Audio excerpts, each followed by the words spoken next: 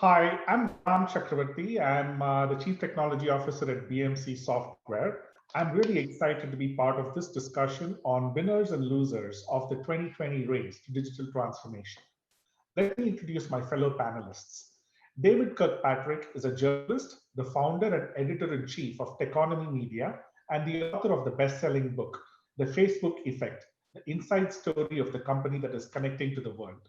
He founded Techonomy a decade ago to curate conversations and produce content about how tech changes everything and to help build a better society. My second co-panelist is Drew Ianni, who's the founder and GM of CDX, a thought leadership series focused on digital transformations. Drew is a 25-year veteran of the digital marketing, media, and strategy industry across research, events, and the advertising agency worlds. He has worked at leading firms such as BBDO, Jupiter Research, AKQA, and Lazard. So with that, let me turn it over to David. Over to you, David. Thank you, Ram. And it's such a pleasure for, I know Drew will agree and will say so, but for both Drew and myself to be working with BMC here. We're big time admirers of your company. Drew and I work very closely together day to day. So this discussion of digital transformation in 2020 is such an interesting and really exciting one for several reasons, but mostly because really digital transformation did transform it in this year in a way that nobody could have predicted. The way digital transformation in our view has been going is that maybe for even 5 or 7 years, it's been really becoming clearer and clearer to CEOs of enterprises in just about every industry that the world was going more digital and their companies needed to do the same. But I think for the most part, companies have not really found themselves able to move quickly enough. And I think many CEOs have found themselves frustrated, even when they had gotten the memo, that they weren't able to convey that sense of urgency across their organizations. But as the world shut down starting in March because of this terrible pandemic, it really became clear that digital was the way to do business in industry after industry.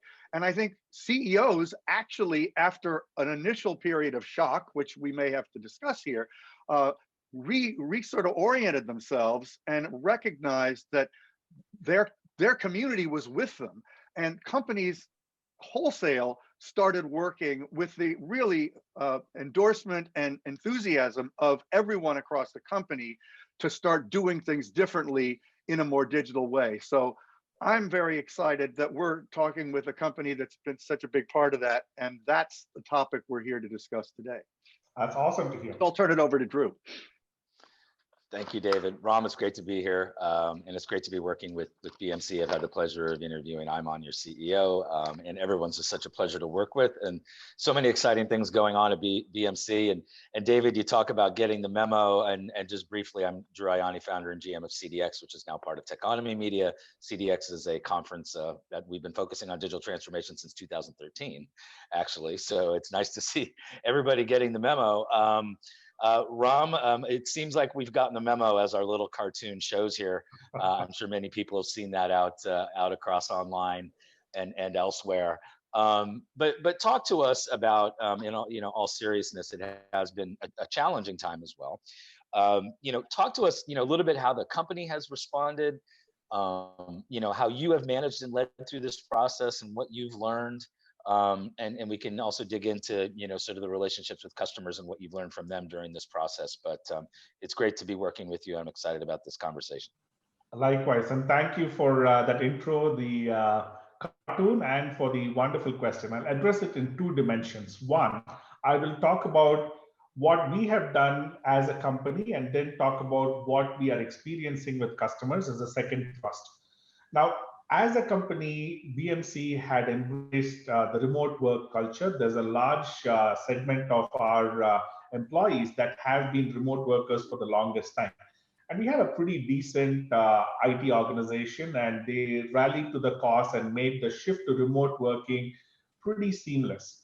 But as COVID went on and on, I think it kind of is telling on people. I have one person in my team who's living in a high-cost geography and sharing an apartment with others and doing a bunch of confidential things, the in-person presence and the team building and the camaraderie become even more difficult when you are in a remote setting, and there's a whole bunch of other dynamics there, as you guys well know. So what I try to do as a manager and a leader of teams is think about what are the things I can do to keep the morale up, especially given that the onus on human quotient is even more important in the remote setting. So a couple of things that we do. One, I have virtual happy hours with my entire organization in an attempt to get to know people better and give people a chance to speak, interact with each other, and get that social interaction going that they would otherwise miss out on. The second thing that I do, you guys will get a chuckle out of this, is we have a fantasy football league for the American contingent in my organization, the Office of the CTO. But it doesn't include just my organization, but also the business partners from our corporate functions, HR, finance, and what have you. And just so we are clear, this is not male-centric. There are women in the league. In fact, the number 1 and number 3 positions on the leaderboard are women. Our HR business partner and my EA, respectively, the latter being the most sophisticated trash talker that I've come across throughout my fantasy league pursuits. But those are some of the things that I'm doing. Now, moving on to what we've seen with customers is a bunch of things, right? So I look at them in 3 buckets. First, it was about just acknowledging that this was basically happening and First, it was about adjusting, right? And it was about enabling the remote workforce while, frankly, they paused on several in-flight and planned initiatives. We had a whole bunch of customer co-innovations that we had planned, and we were actually set to fly out to Europe for a co-innovation agenda. But that whole innovation agenda hit a major pause button. So we had to kind of regroup. Then we figured it out, and then we were like, okay, fine, let's go and do this on our own and then come back to customers, and we're starting to see that shift happen. The second thing that we saw was, even before customers pivoted on their transformation, they needed to acknowledge that, okay, this is a potential downturn for various businesses across sectors. And then it became about cost optimization. So this is where intelligent cost and capacity optimization solutions, one of which we have, which is the leading one in the industry, actually rose in importance, along with the rise in collaboration tools, secure collaboration tools, right? But if we then fast forward to now, as you guys observed, the digital agenda has in fact been accelerated as a result of COVID. And what has happened as a result is that COVID has amplified, not just amplified the importance of digital transformations, but it's made companies adapt and become more adaptive in the face of constant change. I can go into more details, but to call out a couple of things. One, automation, data transformation, and customer-centric initiatives have increased in importance even more. And a recent survey of over 1,000 respondents across 19 industry sectors and 11 geographies indicates that well over 2/3 of respondents believe that data transformation and automation everywhere are going to be competitive differentiators. The clincher, though, is that less than 45% are actually executing on these initiatives actually. So there's a lot ahead of us in the data space and the automation space that we can look forward to. Hey, Ram, one of the things I was struck, I think it was midsummer, Fortune magazine was surveying CEOs and found that they were surprisingly optimistic about their companies, despite all of the chaos that had emerged because of the economic downturn, et cetera. And the single biggest reason was because they were so excited that they were finally digitally transforming. Which is sort of my point earlier, do you pick that up in your work with companies, that at the top level, there is a new excitement about what they can accomplish? Absolutely. No, I think that's a great observation, David. And what I've seen also both with proxy conversations as well as direct conversations. And in fact, recently I was at a panel discussion hosted by the Financial Times with the CIOs of JP Morgan Chase and BNY Mellon, 2 preeminent institutions, right? And they were the proxies for their CEOs. And both those gentlemen basically pretty much echoed what you said. They said, if anything, our agenda has come more to the forefront in terms of technology enabling and responding to the new set of digital thrusts. So they are doubling down. Their spend has increased in technology and they're really excited. They want to kind of embrace this, do things and tech enable people in a remote setting, whether it's their retail banking business, whether it's mortgage business, whether it's investment banking. They're looking for new ways to become more customer centric digitally and make life easy for their customers. Just one example. And there's a question from the audience, and I'd also like to reiterate, please, everybody use the chat function to ask questions here. We want to make this as interactive as possible. We look forward to your questions, and one actually just came in, so why don't we just weave it into the discussion here, Ram? Is that what makes a winner, you know, just in terms of what you were talking about? How does a winner profile change during a pandemic and market uncertainty? Yeah. Okay, so that's a great question. Okay, so the first thing is, while acknowledging that people may not be as bullish and some of the aggressiveness and the risk appetite may be tempered a little bit, let's acknowledge that. But at the same time, the core approach should not change. We believe that everything needs to be data driven. So look outside, I mean, continue to do as you're doing in terms of going with data driven decisions and that provide actionable insights. Look also at the macro environment in terms of what kind of data is available that informs certain inferences outside of where traditional businesses are taking place, right? So as an example, I'll illustrate with an example of what BMC has done. We initially thought that, okay, COVID, M&A is going to become, I mean, choppy, and there's going to be companies that come up that were doing well pre-COVID, but are basically hitting the nadir during COVID. Not so. What you really need to do is then focus, okay, look at those data points. So what can we do to complement our organic innovation? And one of the things that we found was we need to bolster the practice, the implementation capabilities, both in our distributed system side and the mainframe system side in specific areas. And what we did since is acquired 2 services companies, which is a shift from a traditional M&A play, but that is something that was us adapting to the market conditions and not losing the momentum while still tempering the aggressiveness and risk. That's my personal example. So my point to the underlying question is that it doesn't, I mean, the notion of a clear winner or loser, time will tell in the face of things that are externalities to us, but go with the same data-driven approach to decision-making, whether it's using internal data complemented by external data that informs you of the adjustments and the adaptiveness that needs to happen. What do you guys think? Well, no, I agree. We've been running a lot of our own roundtables and talking with CIOs and CDOs, and everything you're talking about is spot on. And a related follow-up to that, Ram, in terms of internally, you know, especially during COVID, and you have remote teams, and you know, product innovation is still so quick. It really doesn't matter what industry you're in, right? Market cycles are quicker, customers are more demanding. You know, the competition is pretty fierce across tech, and really in any category today. You know, how have you maintained sort of the product innovation process during COVID and continue to you know, excel at it with remote teams and just learning how to work together and having milestones and KPIs and keeping that pipeline going and keeping your products innovative? Is there any best practices that have emerged sort of particularly during this remote work culture environment?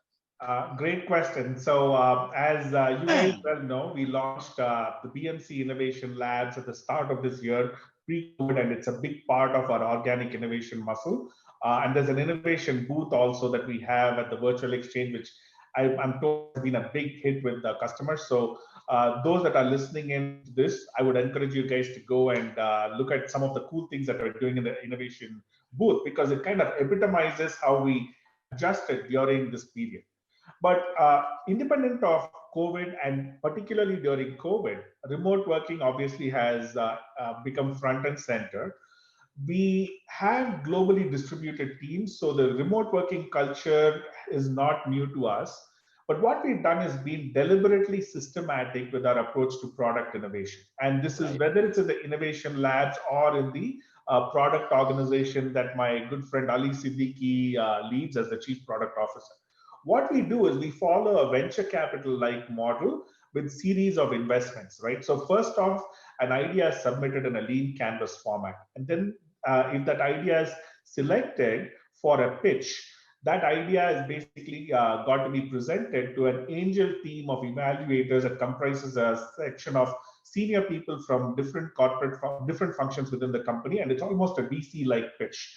Then we go into stealth mode for experimentation, and if it goes beyond the experimentation phase, then we go into the VC-like startup mode with Series A funding, Series B funding, Series C funding, which is commercialization stage, with increasing levels of rigor in the business case. To complement these, what we're also doing is the notion of themed idea submission events and hackathon. And I mean, the only, if I had to kind of nitpick, the only thing that I really miss is the in-person whiteboarding that we would typically do when we brainstorm and we think about ideas. You need to kind of be a little more creative in a remote setting, but that's not really unmanageable. And this is just me being nitpicky. In terms of that open innovation process, Ram, we did about 1.5 years worth of conferences on open innovation, and we all know that sometimes there's innovation theater, right? Where people want to have a lab, so they can put out a press release and say we have a lab and all that. Talk to me. We're going to go one layer deeper here and then get into the autonomous digital enterprise. But where does how do you fit sort of the open innovation process into your overall product sort of development and innovation process? And what are those best practices as it relates to to open innovation? It's easy to get caught up in that. And how do you balance open innovation versus sort of your own proprietary traditional, sort of software R&D process internally? What's that optimal mix and what's that balance?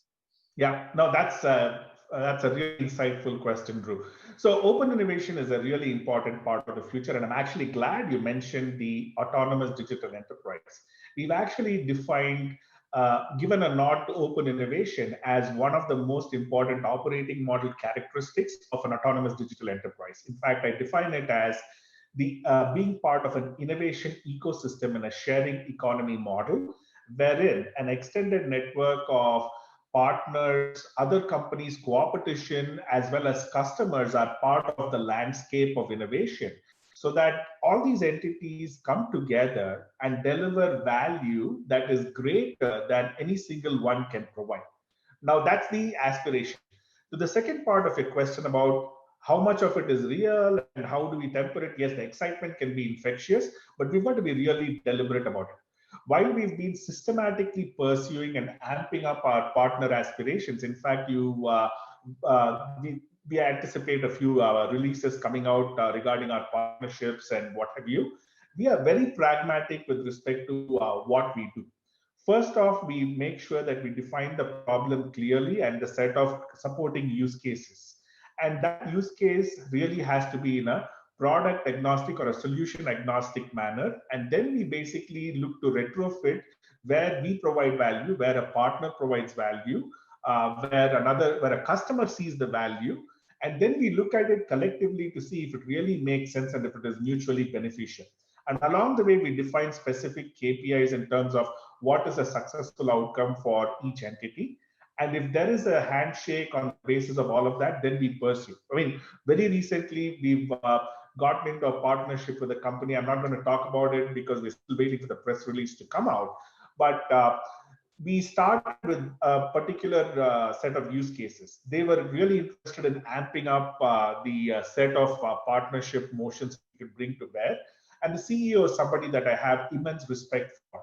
But part of it was me telling him that we still need to figure out how the broader set of solutions and really fit in, and the broader set of aspirations fit in with the BMC agenda. So let's take a step back. Let's start with this as the pilot set of use cases.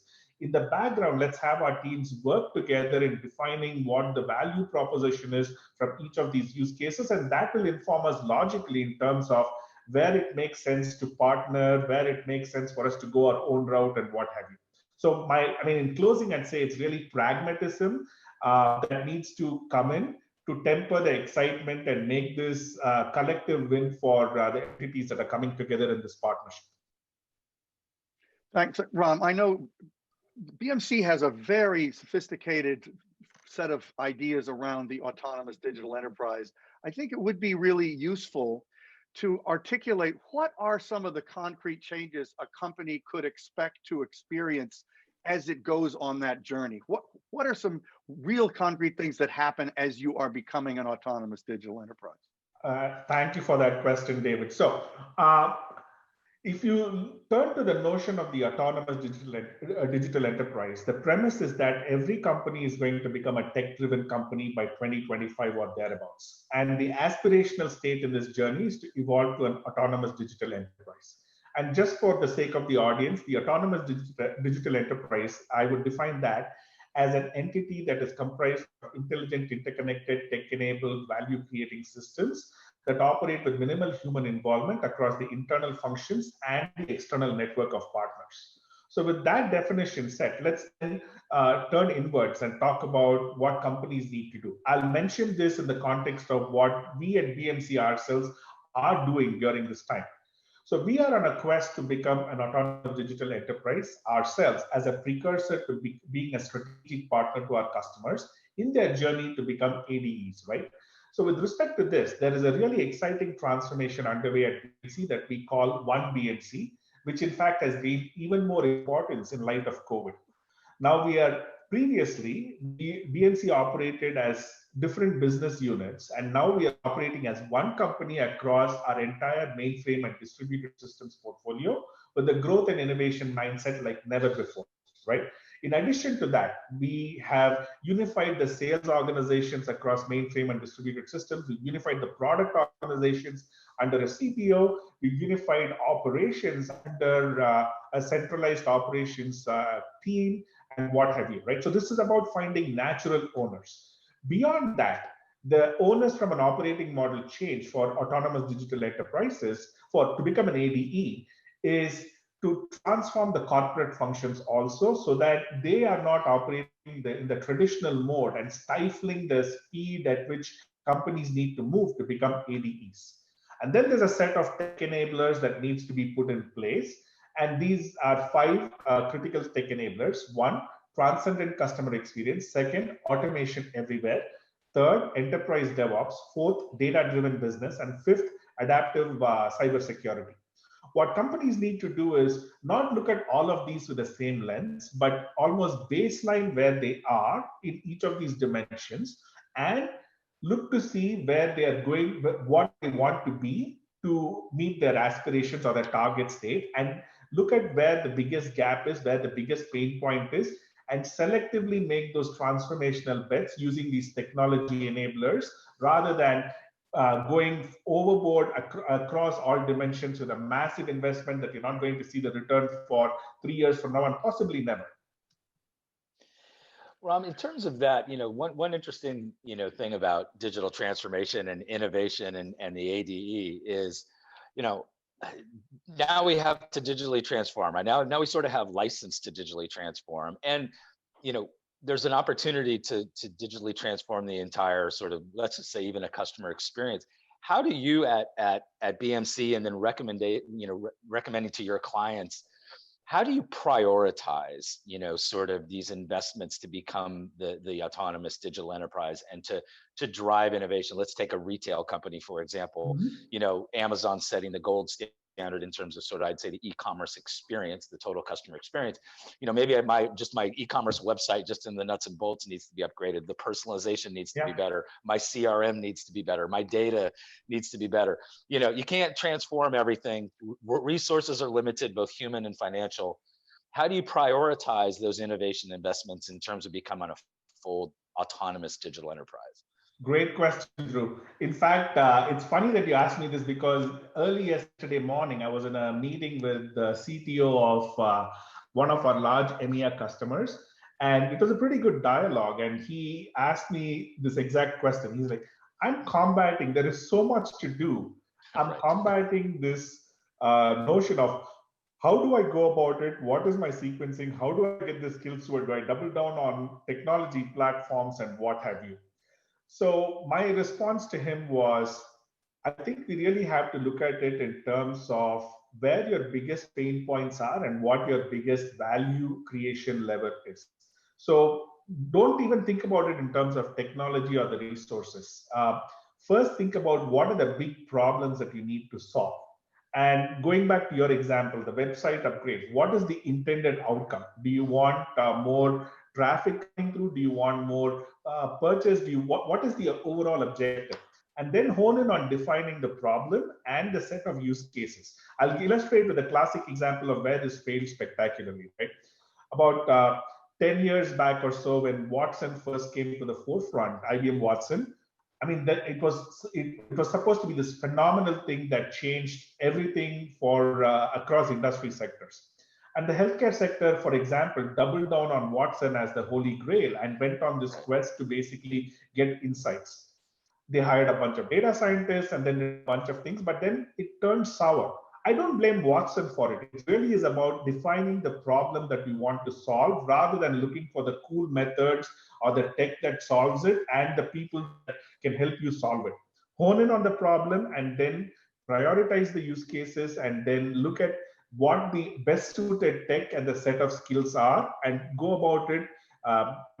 Relentlessly in a sequenced, prioritized manner, and that would basically be the pathway to prioritizing and hitting the milestones in terms of value creation and value delivery.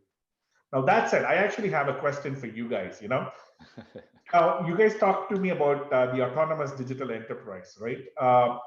Are you seeing, from your collective experience, are you seeing the advent of this construct? I mean, we don't care whether it's called the autonomous digital enterprise or something else, say the connected enterprise or what have you. But the question is, are you seeing this, the advent of this construct among companies around the world that you interact with? Oh my gosh, yes. I mean, the whole idea of automation writ large and sort of digital twins of a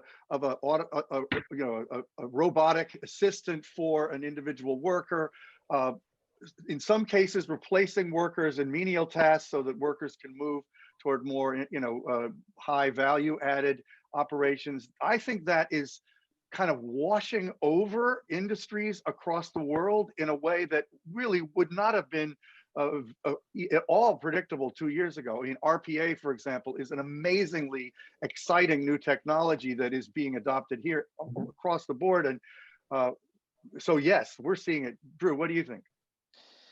Yeah, it's interesting. So, yeah, I mean, my background, a lot, my early part of my career, or most of my career is, sort of digital media and advertising, right?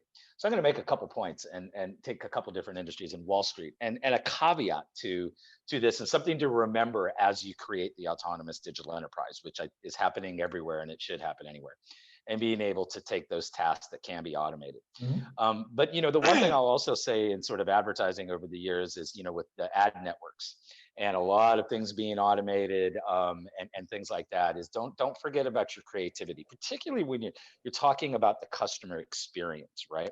So always be aware of that, and look at Wall Street with the with the algorithms and everything, and then where do you still need that human element? So I think the most powerful combination of things that are all things automated, or where you're also not forgetting about sort of the human experience, the customer experience, and all of that. We see that in a lot of industries. It's easy to get excited about technology. It's easy to get excited about automation, and absolutely the autonomous digital enterprise is the enterprise of the future and the efficiencies that come with it.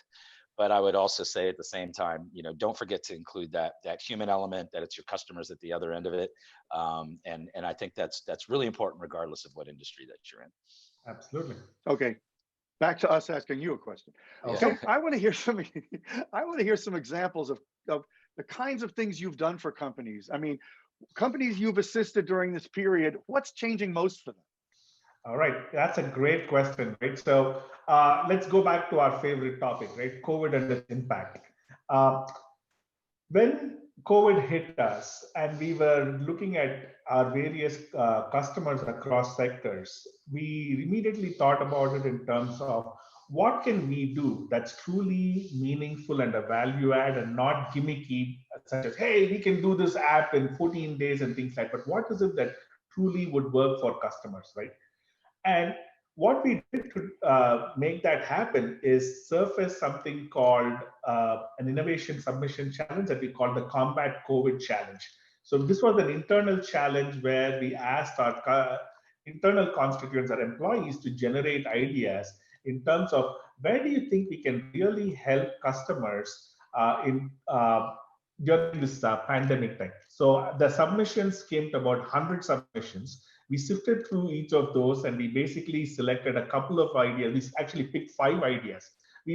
And of these 5 ideas, 2 were things that were of really huge value to our customers. One was predicting VPN saturation with our capacity optimization solution. And the second was basically our industry-leading Control M product, which is used to manage and monitor a whole set of data pipelines, complex data pipelines. Now, I want to talk about 2 specific examples in this context in terms of how we've added value, right? So traditionally, BMC has been known for its scalability and resilience, and that was proven over and over again during this COVID period. We've supported multiple customers across sectors, but 2 that come to mind, and one of them, in fact, was a press release, I believe, yesterday. This was the Tampa General Hospital, which uses our Control M product to monitor and manage data across supplies, patient information, and a whole bunch of other resources across the greater Tampa hospital network to meet the challenges brought on by the pandemic, right? And they actually presented this incredible story yesterday. And I felt immensely proud as a BNCer to be able to impact people positively in this pandemic. Building on that team, the second customer that I want to actually talk about is MDNL in the UK, where our solution for critical asset location tagging and classification to enable prioritizing change and incident resolution related to these critical assets was something that we put in place because it is of fundamental importance to ensure the smooth operation of these assets during these disruptive macro events. These are 2 that stand out in my mind. There's a whole host of others, but I don't want to go on a monologue about how we help customers. Just want to kind of illustrate the things that really resonated with me. It's great, and I know we have another question that has come in here, and we have about 5 minutes left. So I encourage you to put a question in the chat string if you haven't. A lot of big companies are acquiring companies, and it's a heavy IPO market, Ram. How should mid-sized companies or companies outside of IT software, thinking about, how should they think about capitalizing the opportunities that this sort of current, disruption market is creating? Great question. So let's go back to the notion of the autonomous digital enterprise, right? The premise behind our perspective on the state of the enterprise in the year 2025 or thereabouts is that every company is going to become a tech-driven company by the year 2025 or so, with the aspirational state being an autonomous digital enterprise. And if you consider that theme, as you guys rightly observed, it's not all going to be organic and it's not all going to be in their sweet spot. So, and with the asset multiples trading at what they are, it's not conceivable for every company to look at just M&A in their core areas. So something that I would encourage various companies to do, and something that we are doing in the spirit of drinking our own champagne, is the M&A lens has to be expanded to adjacent markets, right?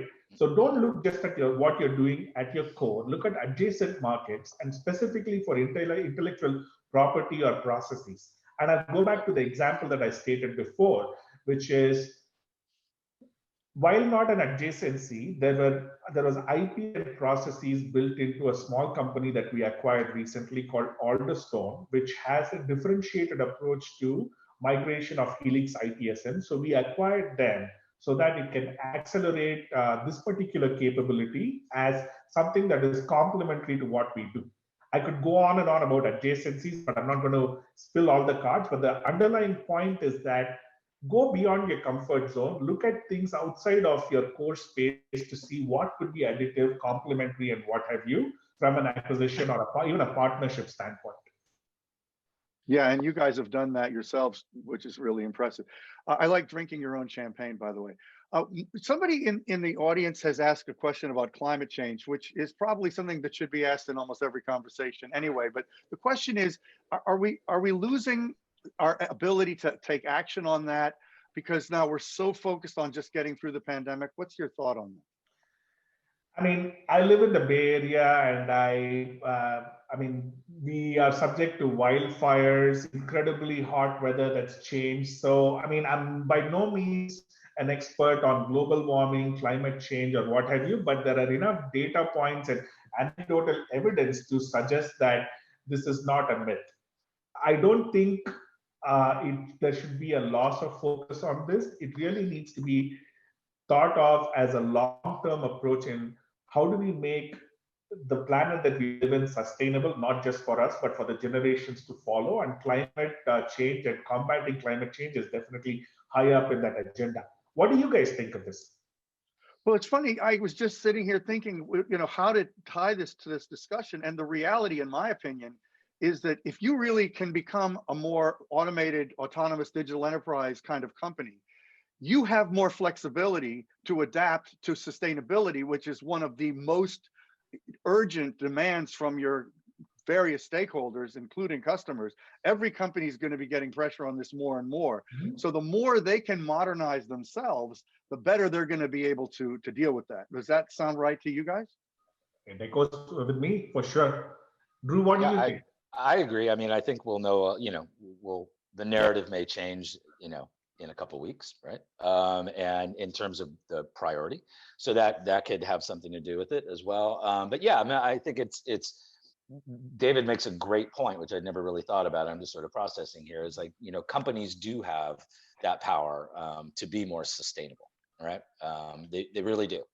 So it has a lot to do with data, right? Yeah, data. right, sure. I mean, the more you can manage your data, the more you can know when you're not being sustainable. Yeah, if Amazon wants to be, if Amazon says they want to be a, sort of carbon neutral company in 20 years or 15 years, well, they have to have data to inform them to know whether they are being carbon neutral, right? Mm-hmm. So it still all comes down to data. You can't just sort of guess and say, yeah, I think I'm carbon neutral now. That needs to be quantified. So data comes back into it.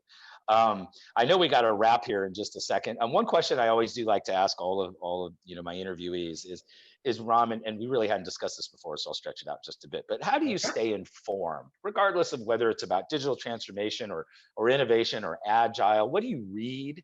And it could be a well-known publication, but if there are any good nuggets as far as newsletters or things like that or blogs, but how are you staying informed as it relates to all things innovation, transformation, and the autonomous digital enterprise?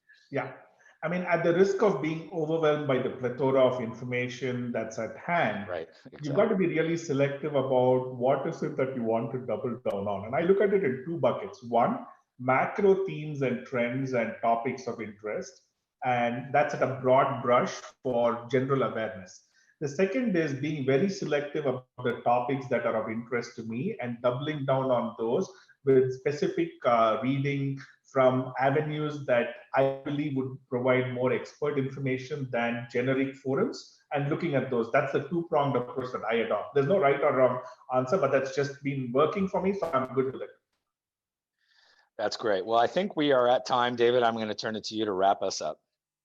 Well, I would just say it's been a real privilege and fascinating to talk to you, Ram, and to work with BMC. So thank you guys both. Thank you, Drew, for your continued partnership. And Ram, thanks again for all of your great comments. And I think this is going to be available by video later, and I'm sure people are going to refer to this discussion. There's a lot here, so thanks again. No, David, Drew, it's been my pleasure. Thank you for the probing questions, and I love the conversation. I could continue this for an hour, but we'll be respectful to our audience and call it a day. So it's been awesome. Thanks again. Thanks so much.